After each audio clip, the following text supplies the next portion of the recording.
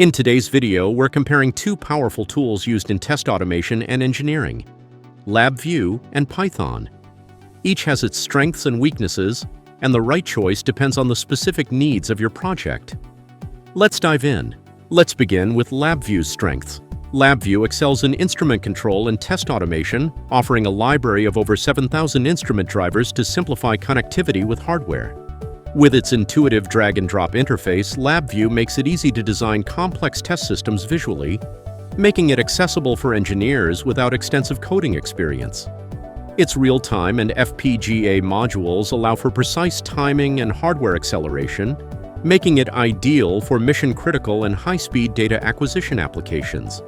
Its modular design helps engineers build scalable and maintainable test systems using reusable components, which is essential for large-scale testing environments. LabVIEW provides built-in functions for data analysis and signal processing, reducing the need for external tools. However, LabVIEW requires a paid license, which can be expensive, especially for smaller teams or projects with budget constraints. While graphical programming is intuitive for hardware engineers, experienced text-based programmers may find it less efficient than coding in languages like Python. LabVIEW is primarily designed for Windows, which can be a limitation for those needing cross-platform support. Now let's take a look at Python's strengths. Python is a general-purpose language, making it suitable for test automation, data analysis, web development, machine learning, and more. Unlike LabVIEW, Python is free to use, with no licensing fees, making it a cost-effective option. With thousands of libraries and frameworks, Python is highly extensible, allowing for advanced data processing, automation, and integration with other tools. Python runs on Windows, Linux, and Mac OS, making it an excellent choice for multi-platform development. However, unlike LabVIEW's visual interface, Python requires text-based programming, which may have a steeper learning curve for those unfamiliar with coding. While Python supports hardware communication, it may not integrate as seamlessly with test instruments as LabVIEW, often requiring third-party libraries. Python lacks built-in real-time processing features, making it less suitable for applications requiring ultra-precise timing. To compare LabVIEW and Python in action, let's use a simple example.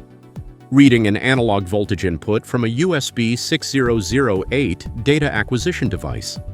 We'll see how this process differs between both programming environments. Using LabVIEW, first open NI-MAX to confirm that the USB-6008 appears under Devices and Interfaces. We'll then open LabVIEW and create a new blank project, click Help, then find Examples, and search for voltage input. We'll open the voltage finite input example. In the Physical Channel tab, we'll select dev5/AI0, since dev5 is the name of our USB-6008 device in NI-MAX. Finally, click Run. The graph in the Acquired Data section will update, displaying the voltage, around 5 volts in our case. LabVIEW's graphical approach makes this process intuitive, especially for engineers working with hardware. Now let's see how Python handles the same task. Using Python, first we'll use the import function to load the NI-DAQ MX library. Then we'll use the with statement to create an NI-DAQ MX task for data acquisition. We'll specify the AI voltage channel using task.ai_channels.add_AI_voltage_chan parentheses, quotation dev1/AI, 0 quotation comma, min_val equals 5 comma, max_val equals 5 parentheses, where dev1 is the USB-6008 device name in NI-MAX and AI0 is the specific input channel. Read the voltage value with voltage_AI0 equals task.read parentheses number underscore of underscore samples underscore per underscore channel equals 1 parentheses. Then we'll have the program print the output by using the print function. Finally, click Run, and the terminal will display the voltage, around 5 volts, just like in LabVIEW. Python provides a more customizable and flexible approach, especially for those comfortable with text-based coding. Despite their differences, for many test automation projects, LabVIEW and Python can be used in combination to leverage the best of both worlds. There are two common integration strategies, the first one being calling LabVIEW from Python. LabVIEW can act as a virtual instrument within a larger Python-based test executive system. This is useful when Python handles test sequencing while LabVIEW interfaces with hardware. The second way is to call Python from LabVIEW. Python can be integrated into a LabVIEW workflow for specialized tasks such as data processing, automation, or communication. An example of this would be a Python script converting temperature readings from Celsius to Fahrenheit, then sending the data to Microsoft Teams via an API. The decision between LabVIEW and Python, or a combination of both, depends on the specific requirements of your project.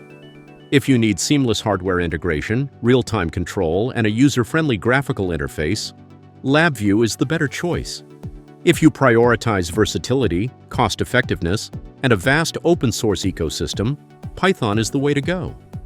And if your project requires both real-time hardware control and advanced data processing, integrating LabVIEW with Python can be the most powerful solution.